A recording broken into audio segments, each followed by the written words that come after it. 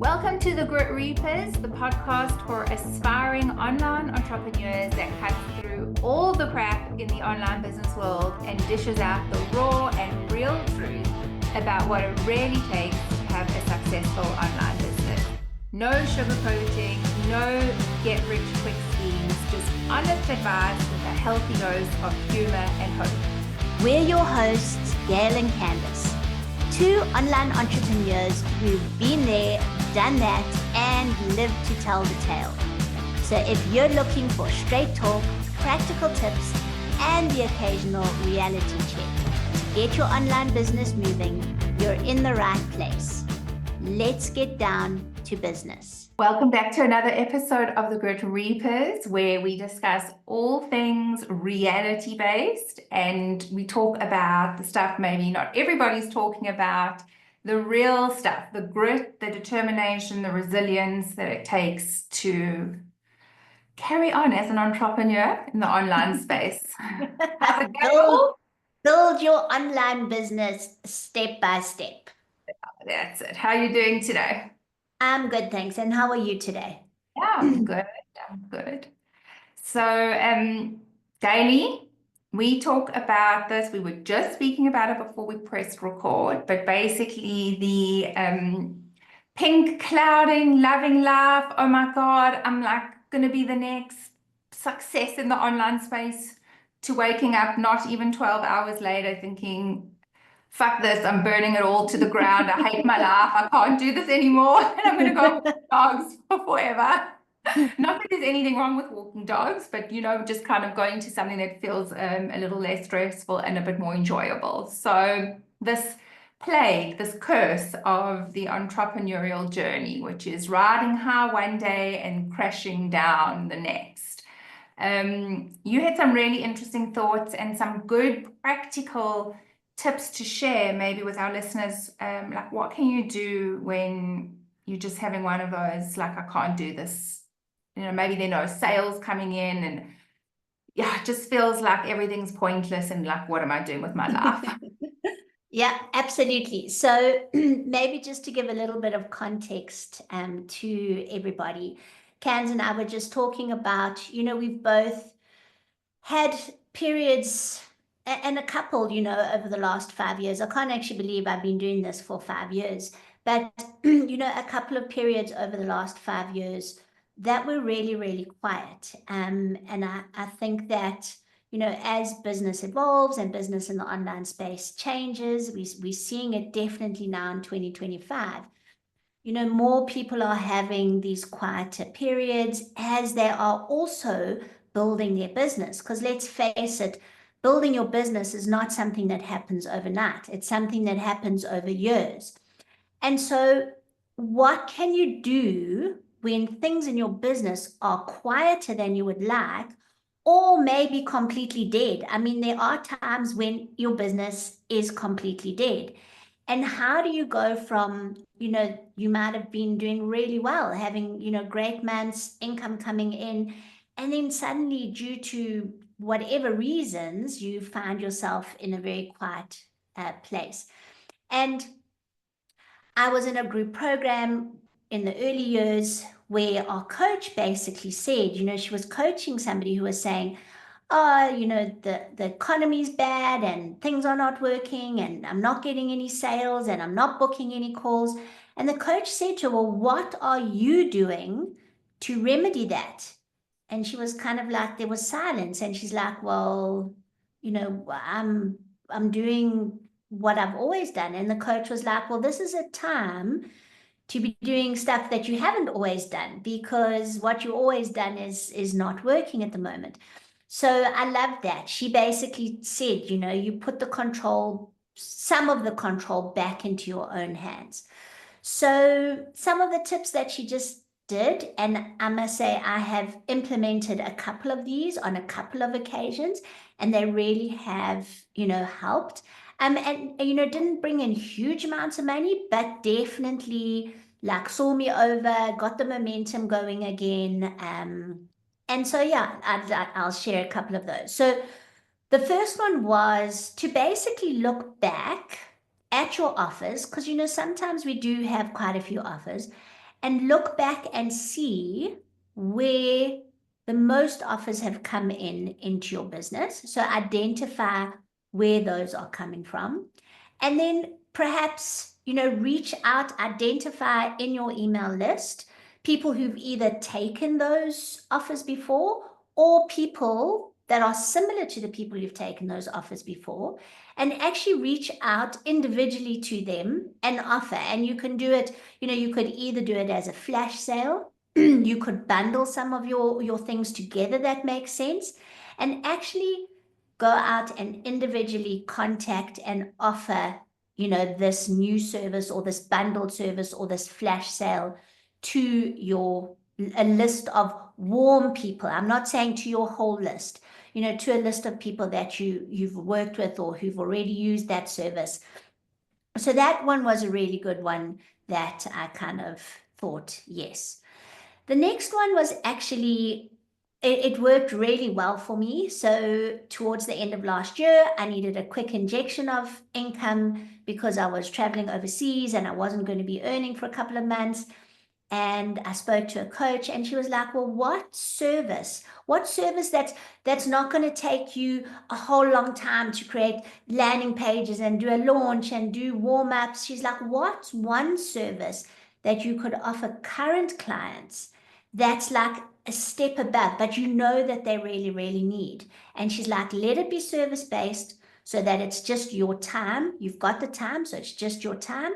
There's nothing to really create other than your checkout page, obviously your deliverables. So what is something that you could do? And for me, I came up with a half VIP day.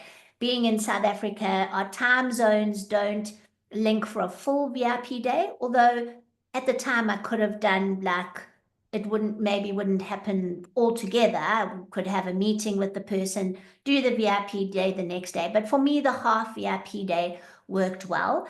I worked out the deliverables and I offered it to a select group of my clients and 2 people took it up.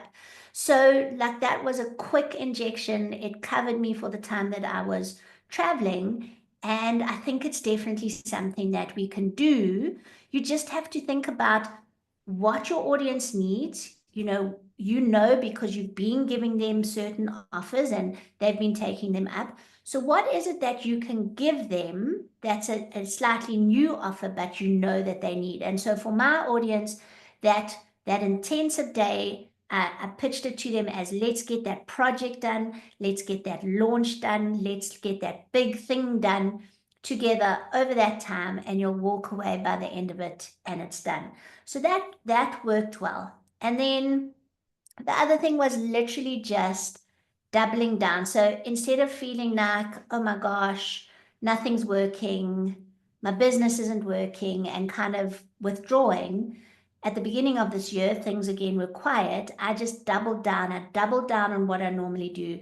I started posting content every day, which I don't normally do, but I've got it to the stage where it's so easy for me to do it now that I've kept it up, and I've actually decided this week to be posting 2 or 3 times a day, believe it or not. But I'm seeing the rewards. I'm seeing the growth in my group. I'm seeing the replies on my emails. I'm seeing the engagement. I sent out a March Madness offer, and I had people buying it. Some who don't really know me at all, but that are not in my immediate circle, but obviously are picking up from my content, from the engagement in my Facebook group. So doubling down when things are quiet rather than saying, wringing your hands and being like, oh, it's not working, what shall I do? That's been a big one for me. I've seen a huge growth in terms of engagement and members and email list growth just by doing that. So then when things get busy again, then you've got some momentum going. So those are the things that I've found that's worked. It's not easy. It's definitely not easy to keep going, even when you feel like you're shouting at a brick wall. But just believe in the process, believe in yourself, and just keep going. You're building this business for a reason. So you've got to really dig into that reason.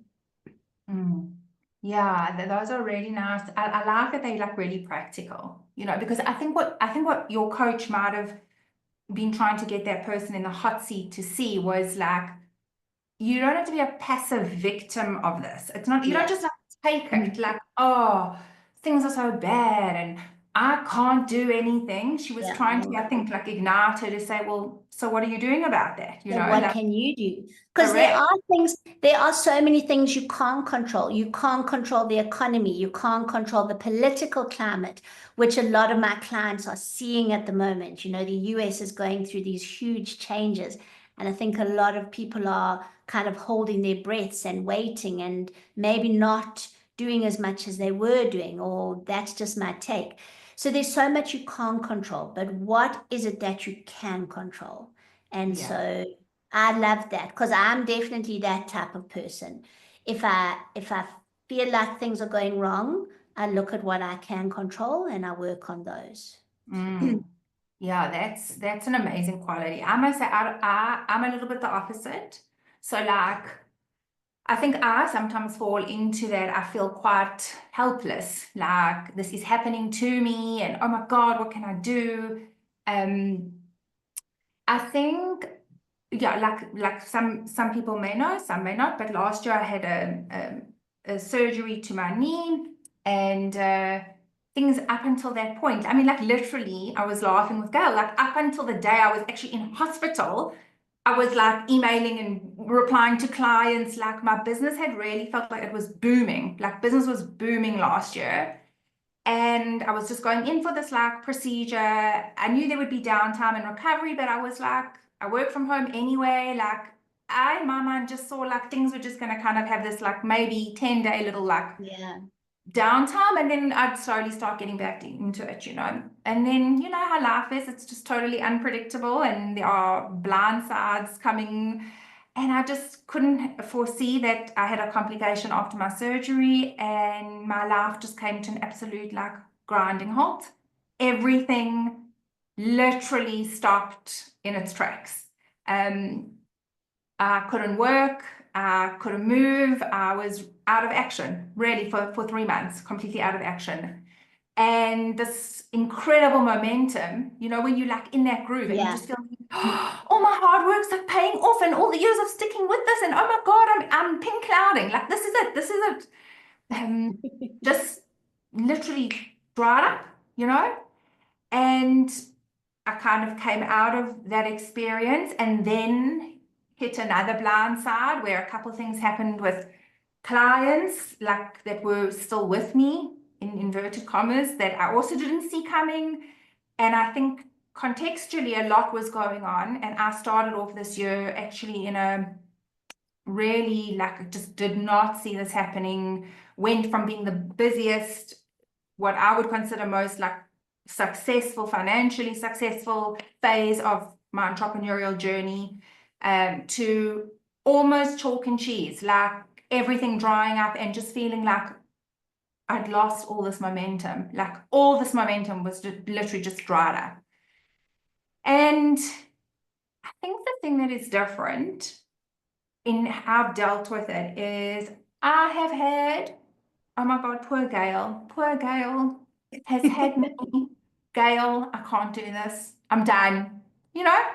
She's had me like many times over the first 3 months of this year phoning and just really, I think, Gail, it's been hard. But what's different is, number one, you have to have people that you can actually be honest with. You cannot keep that inside without speaking to like a support network. Unless you want to do something stupid, like burn it all down, right? So the first thing is I'm lucky to have one or two people that I can be completely transparent with and really support me to say, like, I hear you, and it's okay to just like vomit it all out, but you're not going to give up, and have you thought of this, or maybe you could try this. So the first thing I think is when we're having periods that are quiet, dead, scary, confusing, like it's really helpful to have like support. people that you can be Absolutely. completely transparent with. Like you don't have to fudge numbers. You don't have to tell them, I did a live and 10 people came when no one came. You know, you can just be honest with them. Yeah. The other thing is, I think that also having a level of self-awareness really helps because, you know, just this morning, I was like catching myself thinking, okay, so like one or two people have reached out. Maybe I'm going to put some quotes in on proposals and stuff. And like for a split second, I was like, oh my God, there's no ways I can charge like what I was charging last year. And I realized that actually it's because I feel like my confidence took a big hit. Like I had this thing happen, which literally put me out of action, and then had another experience with clients, which left me emotionally like not so stable. And then contextually understanding like my confidence has taken a bit of a knock. And I'm just like literally, I mean, especially with a knee up, literally like finding my feet again, you know? And so when I was able to actually explain to myself, hold on, the reason you're thinking you can't charge that is because you are feeling XYZ, you're feeling like you're not confident anymore, okay, and you're doubting yourself. So I think it's because I was able to have that conversation with myself. Like I was able to actually talk myself through, you are thinking this because you're feeling this, right? I was able to link the two that contextualized for me. And what I actually wanted to share with our listeners is that is actually a skill. In my past life, I used to be a clinical therapist, but that is a skill from DBT therapy, okay? And the analogy is so powerful, and I promise you it is like a game changer. It takes practice, but like what doesn't?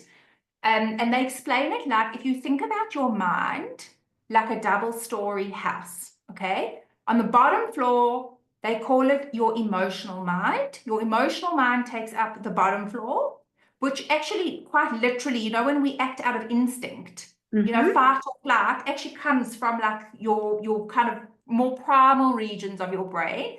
And then your higher level functioning is actually in your frontal cortex. So they say the second level of your mind in that double story house is your rational brain. Okay. Now, the bottom floor, your emotions, picture it like there is a rave going on. Like it's wild and there are lights, and it's like, oh my God, the fun and the action is like where your emotional mind is because our emotions are often charged.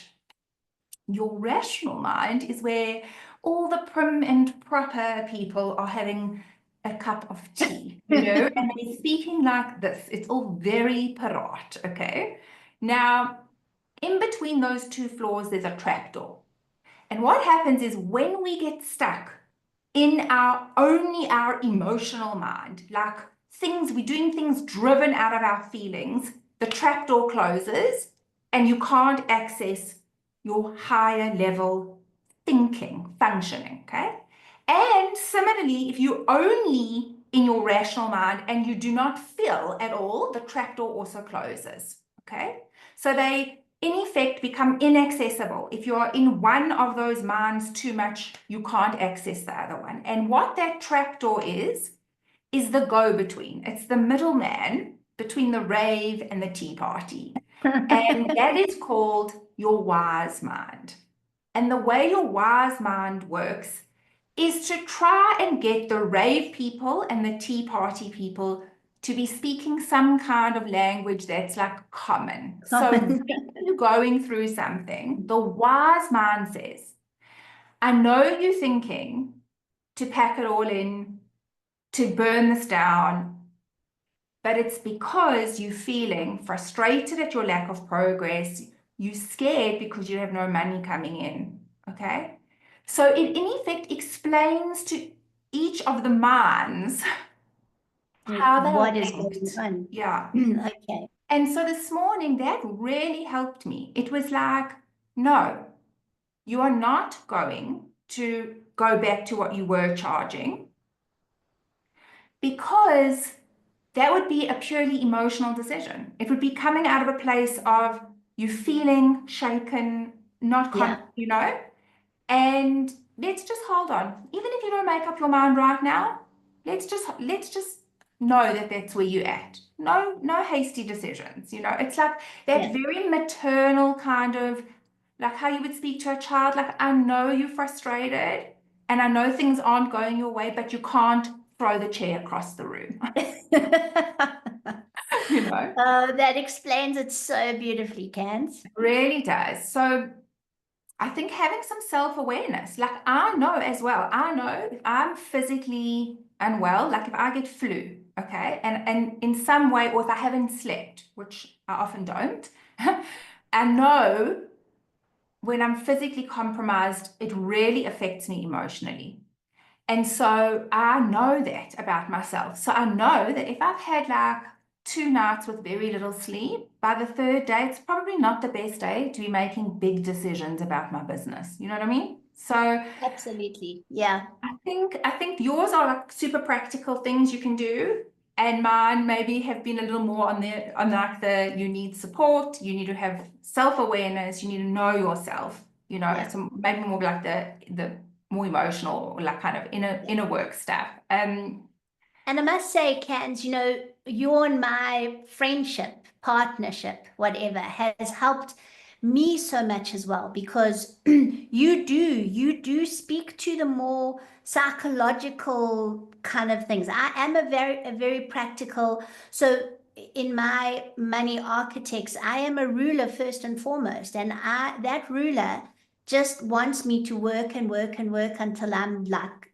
just about dead, and Mm. through speaking to you and listening to this, I love our chats because I learn so much, and I try and put a bit more of the psychological and the feelings and the kind of like it's okay to feel like this and explain it. It just really works. I'm a very practical person.